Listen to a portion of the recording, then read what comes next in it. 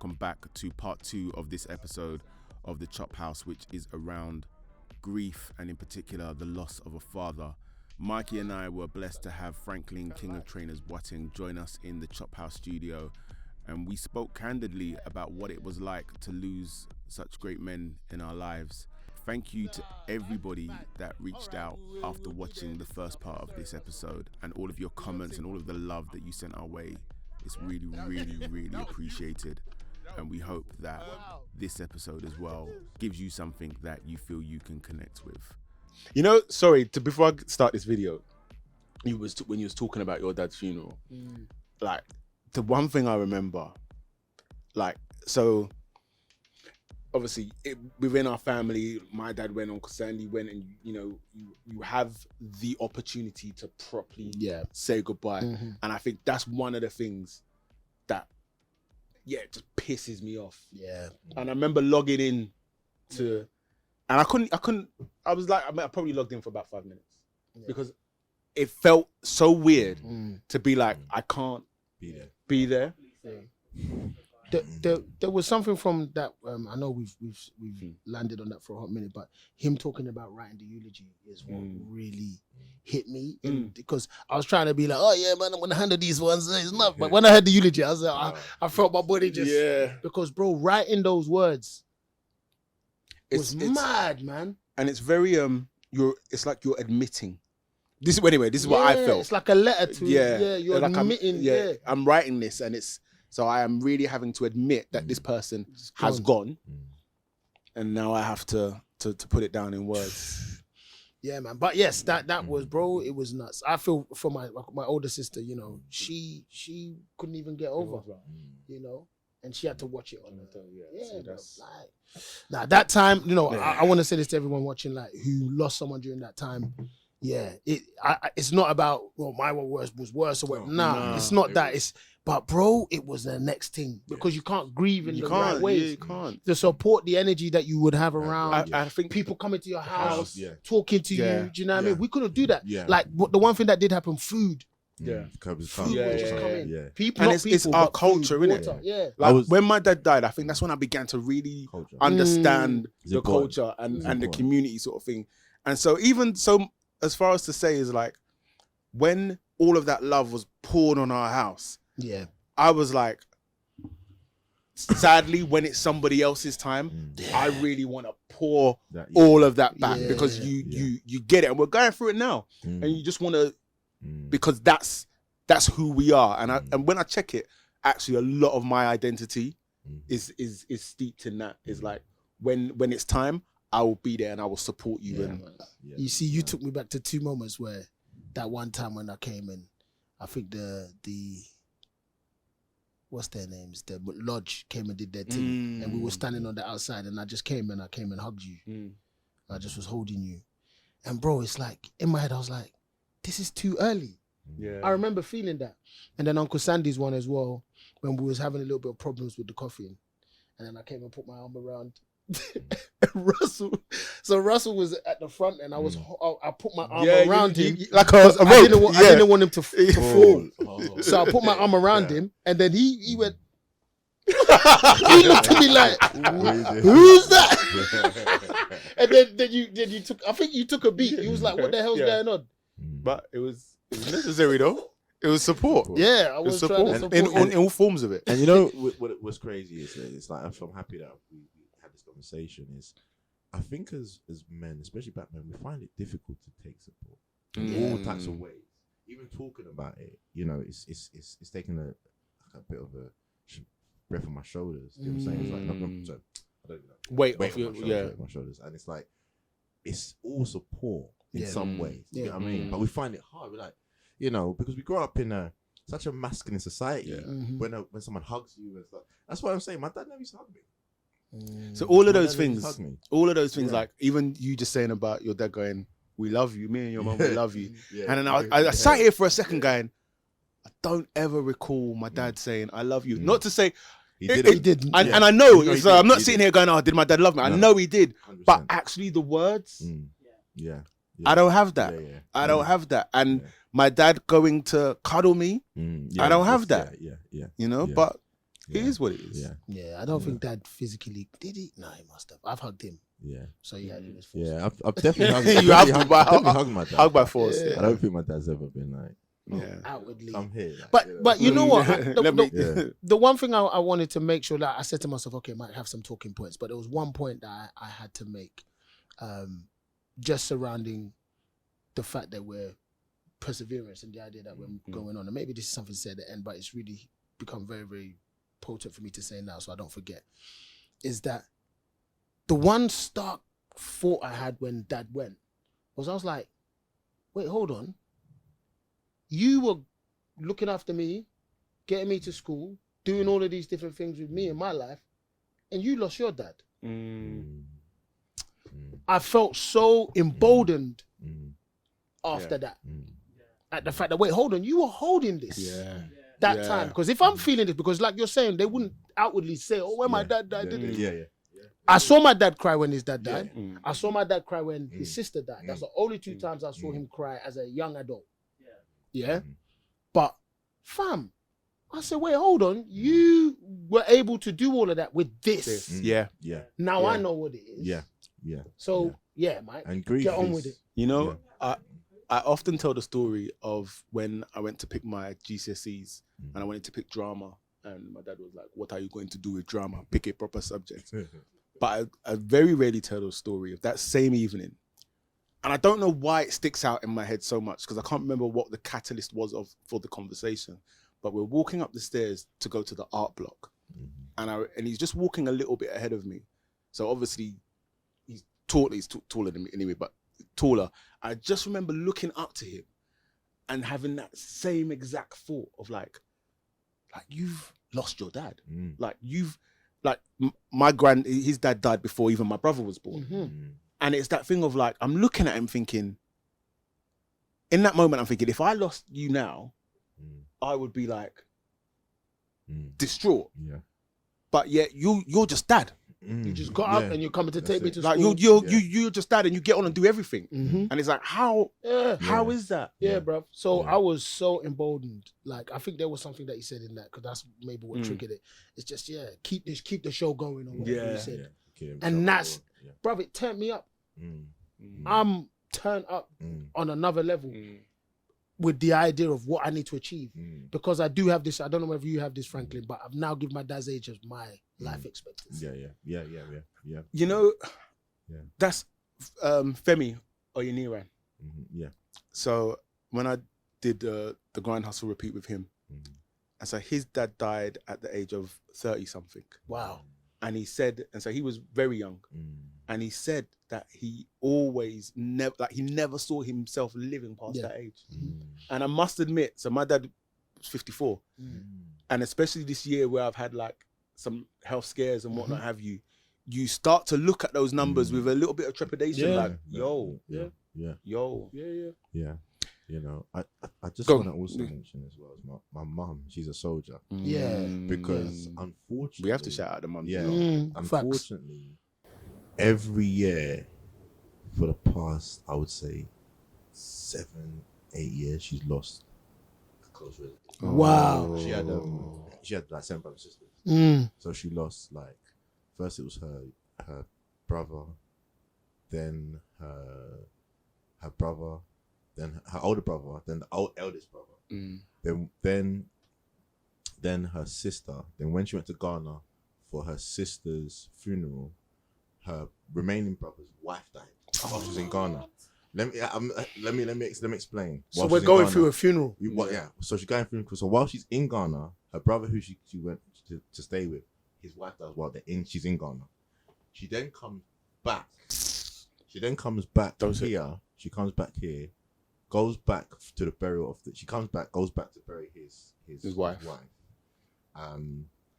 Then her younger sister's husband dies here. Her younger sister's dies here.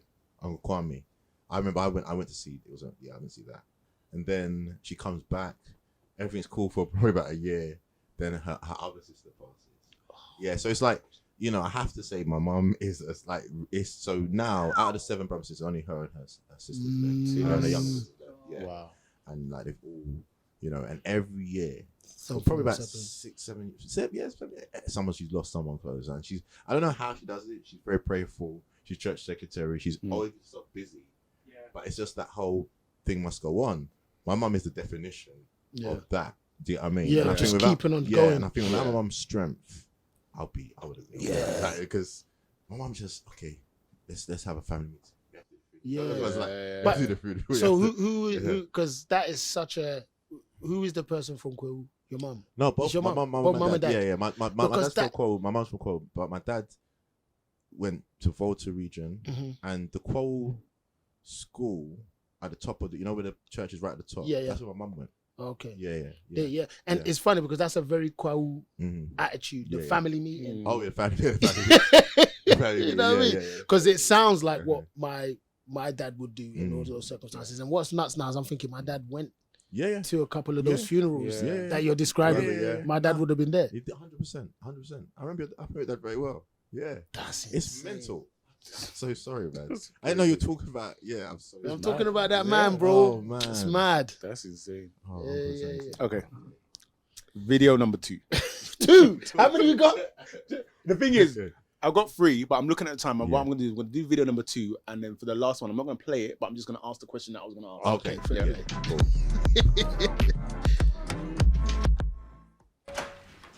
Oh, hey. Morning. Sorry to ring. I This saw is this us? crate of perishables out there, and I thought What, pears? Yeah. Thank you. I hope you don't mind me asking. How's William doing? I haven't seen him lately, and I was starting to get worried. I know his health wasn't all that good. William died last week in Memphis. Wow. Well, he always wanted to get back there. I didn't realize you two had gotten to know each other. Yeah. On his morning walks, we got to talking. People don't stop just to talk anymore, We became friends. He always asked about my daughter. I'm sorry for your loss. Ooh.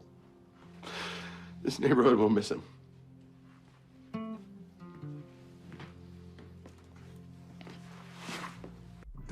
Ouch. So, when I watched that, it immediately made me think about the things that I didn't know about my dad until after he had passed. And so one of the first things that sticks out, it was at Uncle Sandy's house. Okay. And I actually think your dad was there. And it wasn't so much something that I didn't know, but more something I never thought about. So your dad is your dad. That's my dad. And you mentioned the lodge earlier on. And it was the way that they spoke about my dad in terms of the level that he was at. And I can't remember if it was Uncle Sandy or your dad that said, like, it was my dad that brought him in to the lodge. My dad brought your dad into the lodge. Yes. And then maybe your dad brought Uncle Sandy. Yes. Yeah, that was it. So my dad brought Uncle Sandy into the lodge. Now, because of who my dad was and where he was, so you come into the lodge, you should be here. But because my dad brought him into the lodge, he came in there. And, people were upset about, like, why are you there? And then when it got to the funeral, again, in the process of organizing the funeral, and we was talking about something, I don't know, maybe like the number of keepsakes needed for something. And then I threw out a number, and I think this was Uncle Titi, my dad's brother. He looked at me and he was like, because the number I called was too low. He goes, do you know this is your dad? Like, there's going to be a lot of people at this funeral. Yeah. And then, so fast forward to the actual funeral. And I remember, we do the actual funeral. And then as we walk out of the church, the road. Mad. Yeah, your dad's funeral was crazy. It was crazy. Packed. And I remember, we never got a seat, bro. I was standing right at the back. Yeah. The time we got there, because we thought, it's going to, nah. And that was like, in that moment, I physically like kind of being taken aback, but then also just thinking like, I never knew my dad.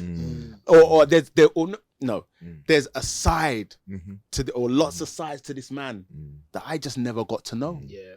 Because all of these people, for some reason or another, were like, I have to be at this funeral. Yeah. I'll jump in straight away and say, bruv, it was the outpouring of, first and foremost, people's well wishes and condolences. Bruv, insane. I mean, there could be a level of the COVID and all of that stuff was going on, so people felt a different energy. But dude, people gave money. Bro. And then you start hearing, yeah, your dad. Your dad. Your dad. You know, it was very important. He helped. Dad was always doing, talking, helping, as you know, with the Crown Man thing. How their energy was always connected with, we need to talk. People would always come and say, let's seek that counsel. Yeah. And Dad moved with that energy on the planet, but just mad quiet. Do you know what I mean? Mad quiet. And bruv, it was just wave after wave after wave. It just kept on coming. And we're like, what? Dad. And I know it's the money I'm kind of describing, but that's people's money at one of the most terrible moments in history. In history. And people in history, bro.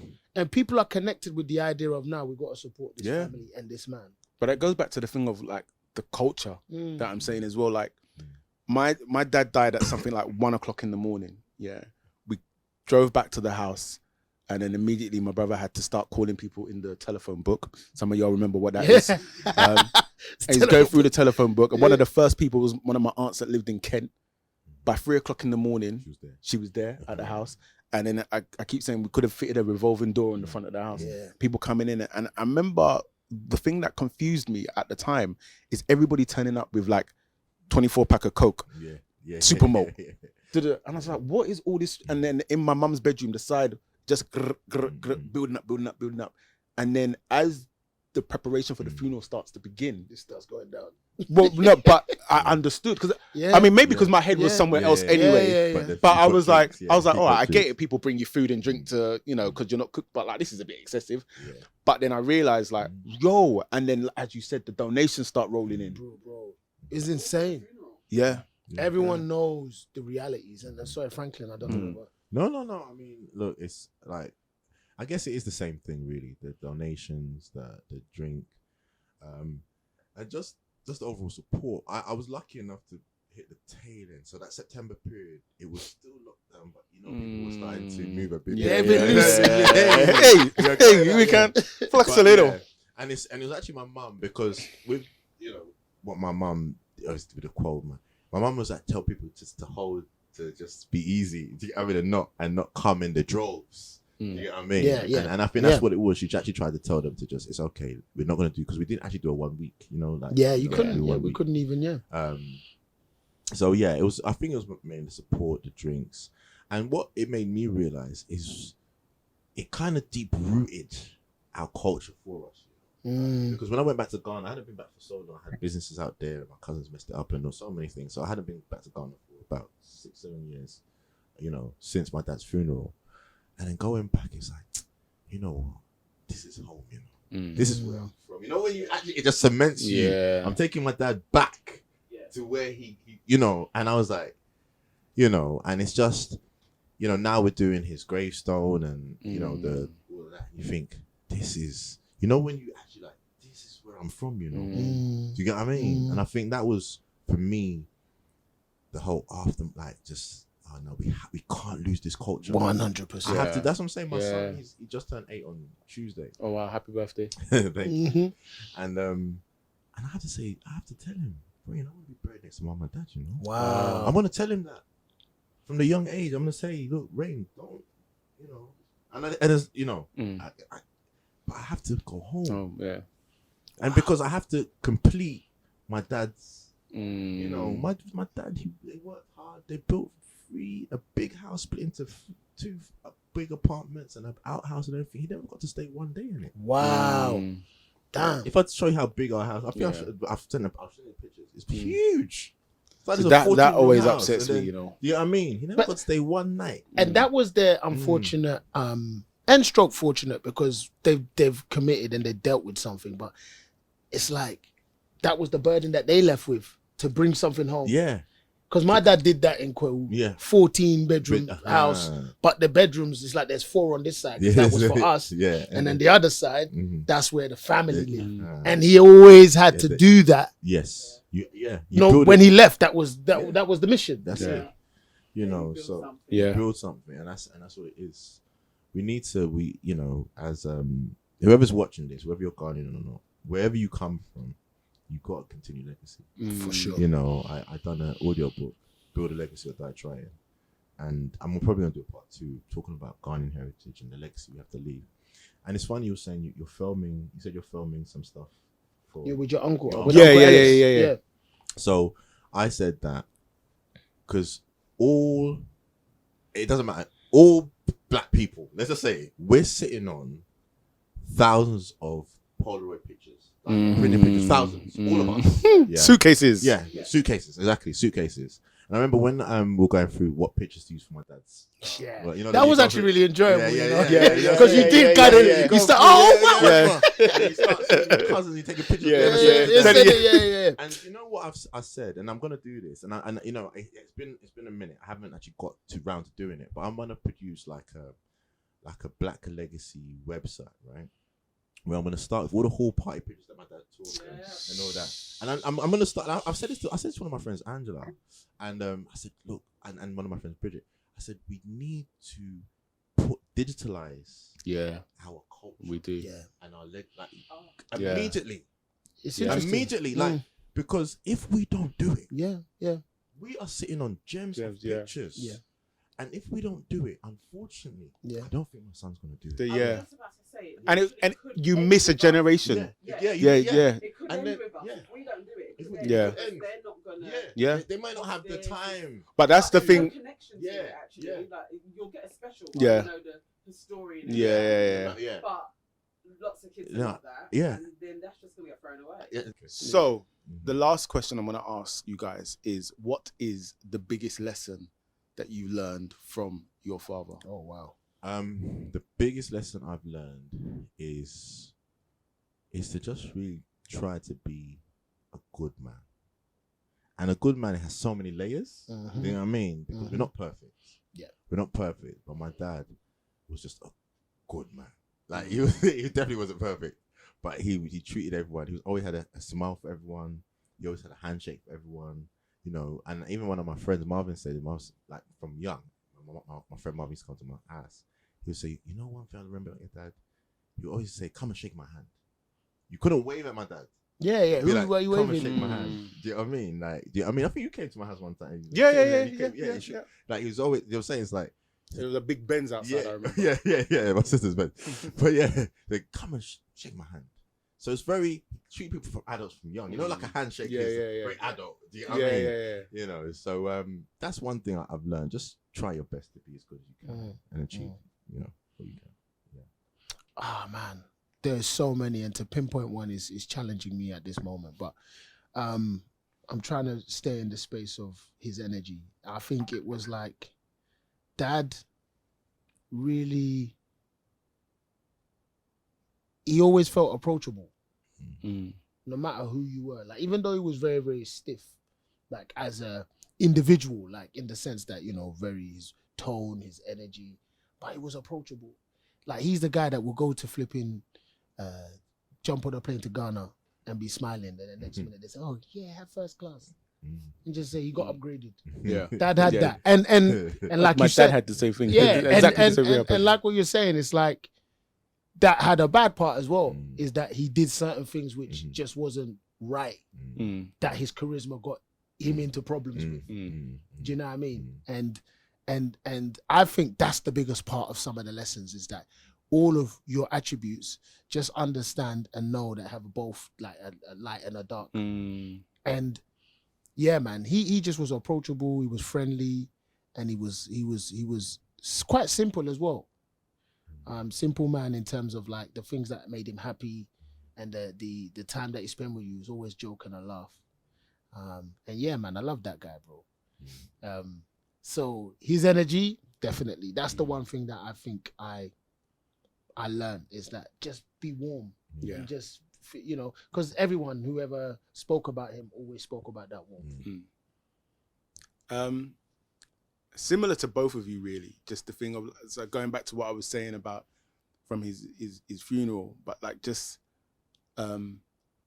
being of good character, how important it is to be of good character. The way so many people just spoke so highly of him, I was like, I would like people to speak like that of me. But then also more recently,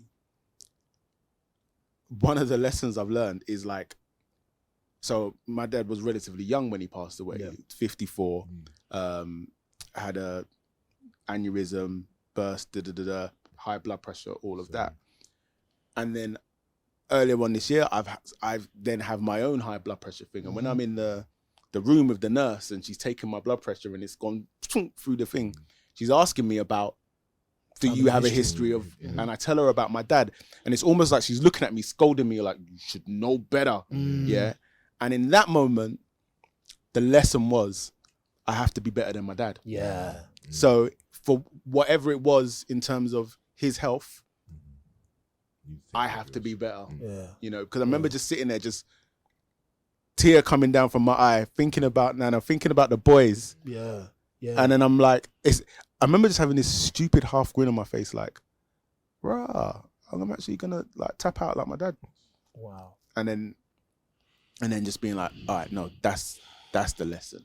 This is the lesson I'm gonna take from this. So it is like looking after yourself. Yeah. And it's not to say he was intentionally not looking after himself, but you can just kind of get caught up in the. Yeah, you can. Trust me. I think, Franklin, I don't know whether this interests you in the same way as you spoke about that, but when I think about being black at that time, both male and female, and the notion of what life must have been, you can imagine these people not really connecting with those simple things and those little signposts that telling them, hey, slow down, or whatever.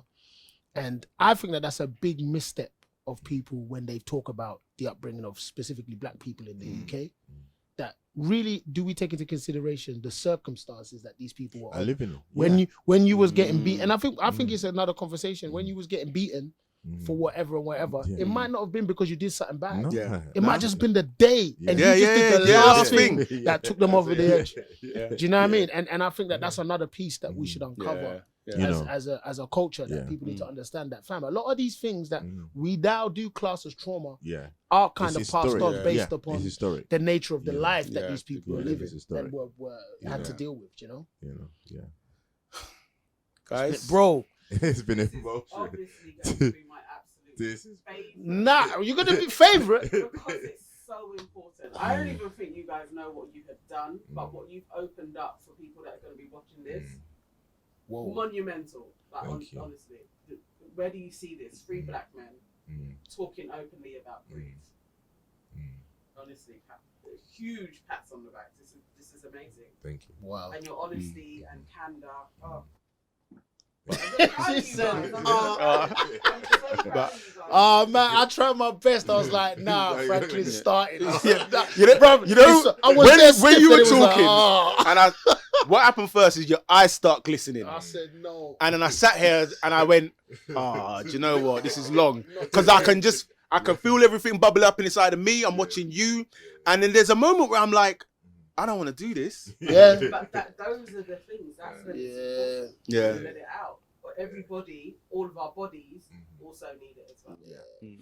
But thank you so much. Nice one, Franklin, man. Thank you so really much. Appreciate you coming through. And so, because obviously you and Mikey have your new connection, Mikey's my cousin, so we're all cousins now. It's true. It's straight. When you refer to me now, I'm your cousin. That's my cousin. That's it. That's it. We need to do more family things. Yeah. You know what is crazy as well is, I keep on saying, like, when we were younger, right? We definitely, but it's like my son hasn't met your kids yet. Yes. But it's like we need to start to be like, okay, what whole part are we doing this summer? Yeah. Like, and then just last time my friends the other day, we talk about it all the time. I said we're making our kids lose out on whole parties. Yeah. Like, my sister, with her niece, she goes to space. But I'm like, nah. Every week there was a party. Yeah. And my dad would go, okay, I got my new suits. But you know what the problem is now? It's a whole, is back then it was cheap.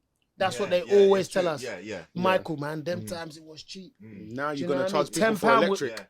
£10 will take you far, you know. But now, but you know what? But bruv, it doesn't negate. But we can do it. We can still do it. Yeah. And you know what it was as well is back then it was about connection, enjoyment. Yes. Now it's about social media. I think I know everyone's Yeah. on social media, and I'm on social a lot. Everyone sees me, but it's just that I'm like, I keep on saying to my friends, I'm like, guys, we need to. So every time now, I'm like, okay, every time there's a boxing match, it doesn't matter who's fighting, you lot coming to my house. And they've got way bigger places than me. Like I'm like, no, just come. Yeah. It doesn't matter. Just come and just sit. Yeah. Just be there. Yeah. And we just got to do like. So I think now I'm gonna start maybe a summer thing where I try to get everyone in a hall party. There's a hall party, bro. So I just, if you need some help with that, I'm there. I'm down. Definitely. Yeah. Actually, both of them. Yeah. Both of them. You know, we have to do something. Nah, but Franklin, I've got a lot to talk to you about. Yeah, no, bro. we gotta speak. Because please. there is too many things that I see you're on the same wave as me in terms of what we need to do as a people and as a culture. And it's not the getting anything else. No, it's just looking after it and just making sure it flourishes for the next lot. For sure. Yeah. Okay. Black Kings in the building, and I love it. Listen, in the building. Why are you using the West Indian tone? Why not? When I heard him say, what did he say? Dirty December. Dirty December. I was like, well, it should be dirty. Dirty. Listen, for those of you watching, thank you for watching. Please subscribe, comment, tell your friend, and share. We love you. Peace. Out.